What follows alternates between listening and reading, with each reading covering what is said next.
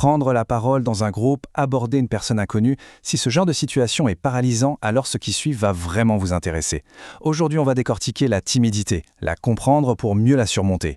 Et on le fera avec des stratégies concrètes, des outils vraiment pratiques. Préparez-vous, ça pourrait bien changer votre vision des choses.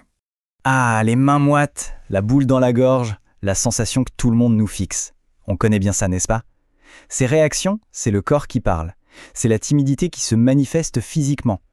Mais attention, ce n'est pas une fatalité. C'est juste un signal, une alerte envoyée par notre cerveau. Et la bonne nouvelle, c'est qu'un signal, ça se maîtrise. Ok, donc pour combattre un adversaire, la première chose à faire, c'est de bien le connaître. Alors, c'est quoi au fond la timidité? Allons voir ça de plus près. Et là, on touche au cœur du sujet. La timidité, en fait, c'est pas une question de ne pas savoir quoi dire ou quoi faire. Non, c'est une question de perception. C'est la peur du jugement. La peur de ne pas donner une bonne image de soi, surtout quand la situation est nouvelle ou un peu stressante. Le vrai problème, il est là, cette peur du regard des autres. Et ça, c'est super important de le comprendre. On ne naît pas timide. On le devient. Ce n'est pas un truc inscrit dans nos gènes, c'est le résultat de nos expériences, de notre vécu, des petites phrases qu'on a entendues et qui sont restées. Et la meilleure nouvelle dans tout ça, c'est que si ça s'est appris, eh bien, ça peut se désapprendre. D'ailleurs, regardez ces chiffres. Ils parlent d'eux-mêmes. Une étude d'Harvard a montré qu'il y aurait une prédisposition génétique, mais seulement pour 15 à 20% des cas. Ça veut dire que pour l'énorme majorité, 80 à 85%, tout vient de l'environnement, des expériences de vie. C'est énorme. Ça montre bien qu'on a vraiment les cartes en main pour changer les choses. Alors, par où on commence? Eh bien, avant même de penser à parler aux autres, il faut régler ce qui se passe à l'intérieur, dans notre tête. Le combat, il commence là. C'est ce qu'on appelle le jeu intérieur, la petite voix dans notre tête qu'il va falloir apprivoiser. Imaginez la scène. Jean arrive en réunion. Il se sent tout de suite tendu, mal à l'aise. Son premier réflexe, éviter le regard des autres. Trouve un coin pour se faire le plus petit possible. Une collègue essaie de lui parler et rien. Le blanc total. La gorge nouée.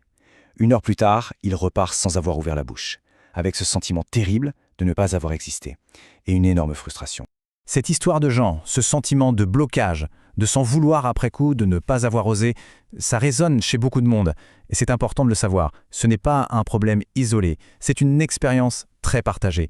Et le simple fait de le reconnaître, c'est déjà un premier pas immense. Le point de départ, c'est de faire la guerre à cette petite voix négative.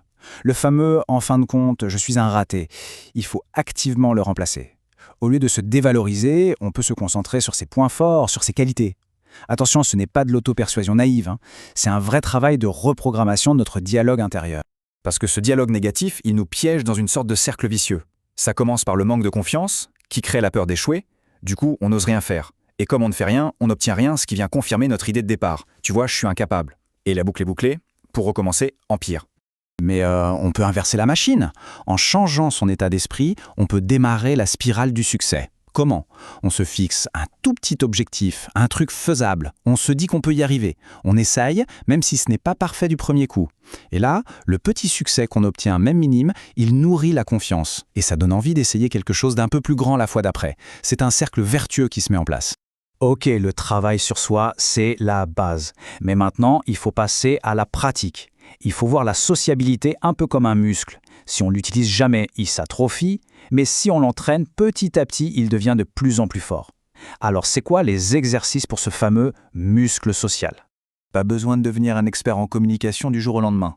On va se concentrer sur 4 outils essentiels. D'abord, l'écoute active. C'est la base pour créer un vrai lien. Ensuite, le fameux small talk, l'art de commencer une conversation sans se mettre la pression. Puis, la communication assertive, pour oser dire ce qu'on pense avec confiance. Et enfin, le storytelling, pour raconter des histoires et captiver son auditoire. On va s'arrêter un instant sur le small talk.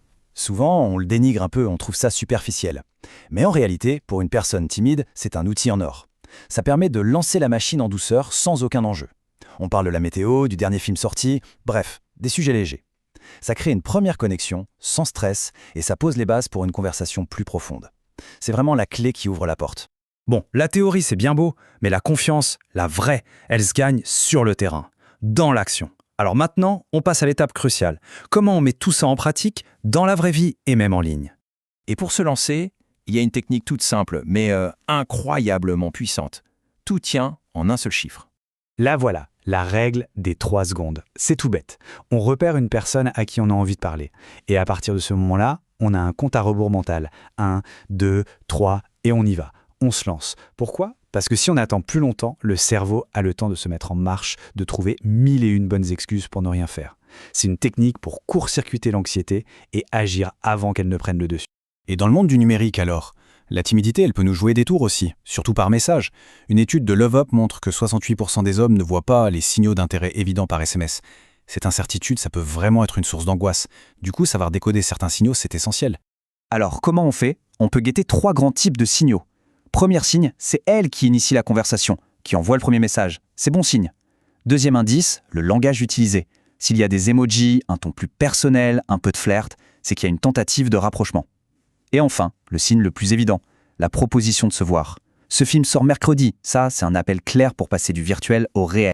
Bon, on arrive à la fin et il y a une dernière chose vraiment capitale à intégrer. Vaincre la timidité, ce n'est pas atteindre une ligne d'arrivée où d'un coup tout est facile et parfait. Non, c'est un chemin, un processus, c'est une amélioration de tous les jours. Et sur ce chemin, il y aura forcément du rejet. Ça fait partie du jeu des interactions humaines.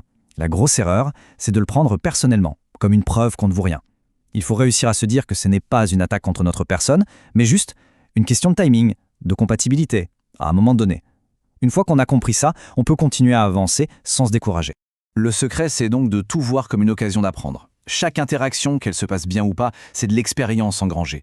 Après coup, on peut se poser et se demander « Ok, qu'est-ce qui a bien marché là? Qu'est-ce que je pourrais faire différemment la prochaine fois ?» C'est cet état d'esprit, cette mentalité d'amélioration continue qui fait toute la différence. Finalement, le but n'est pas de se transformer en grand extraverti en une semaine. Ça n'a pas de sens. La seule question qui compte, c'est celle-ci. Quelle est la toute petite peur que l'on peut affronter demain? Juste un petit pas pour commencer à faire travailler ce muscle social.